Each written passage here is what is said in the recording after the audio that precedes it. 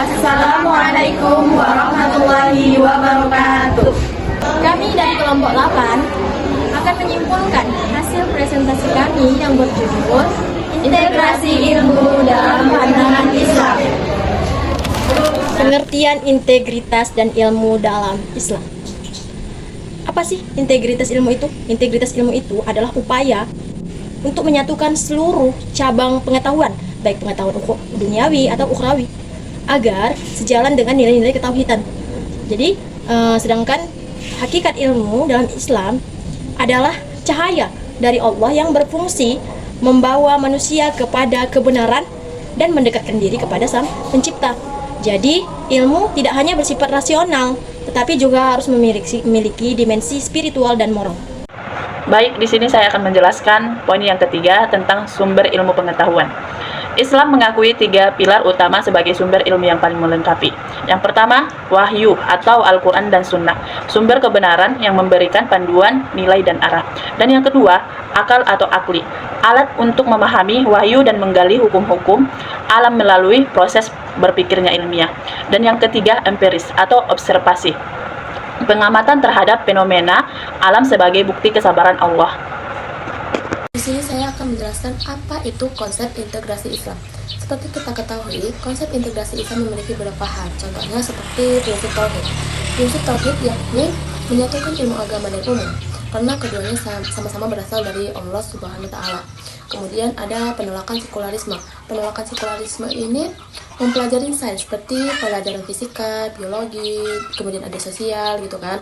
Ini dapat bernilai ibadah jika niatnya mencari ridho Allah dan memberi manfaat bagi umat. Kemudian ada implementasi. Implementasi ini contoh nyata yang dilakukan oleh lembaga pendidikan di IUM dan UIN di Indonesia melalui kurikulum yang terintegrasi. Baik, di sini saya juga akan menjelaskan apa itu ruang pengembangan dan membangun ilmu berwawasan Islam. Ada beberapa hal, salah satunya seperti kebebasan ilmiah. Kebebasan ilmiah yakni Islam memberikan ruang luas untuk meneliti dan menciptakan teknologi baru selama tidak bertentangan dengan syariat. Kemudian ada etika keilmuan. Ilmuwan harus menjunjung kejujuran dan tanggung jawab moral untuk mencegah kerusakan. Kemudian yang terakhir adalah strategi masa depan, yakni menghapus dikotomi melalui reorientasi kurikulum dan kolaborasi antara ulama dan ilmuwan modern. Baik, kesimpulan dari materi yang sudah disampaikan oleh teman saya tadi, yang pertama yaitu pada masa kejayaan Islam antara abad ke-8 hingga ke-13 Masehi, ilmu pengetahuan berkembang pesat.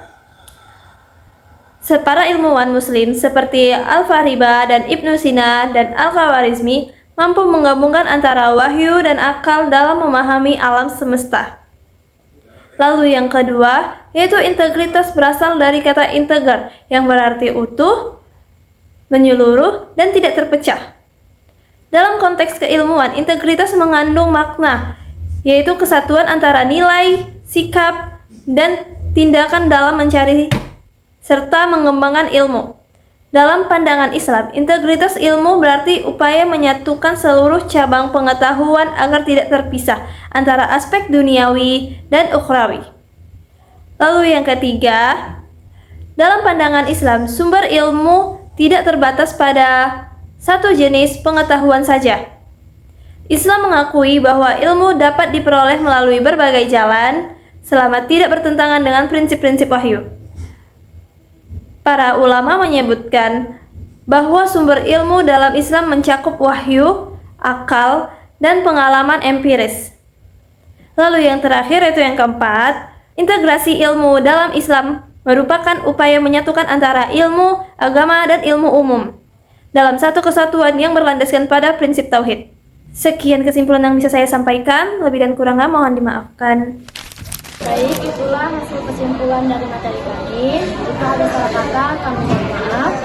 Kami akhiri dengan wassalamualaikum warahmatullahi wabarakatuh.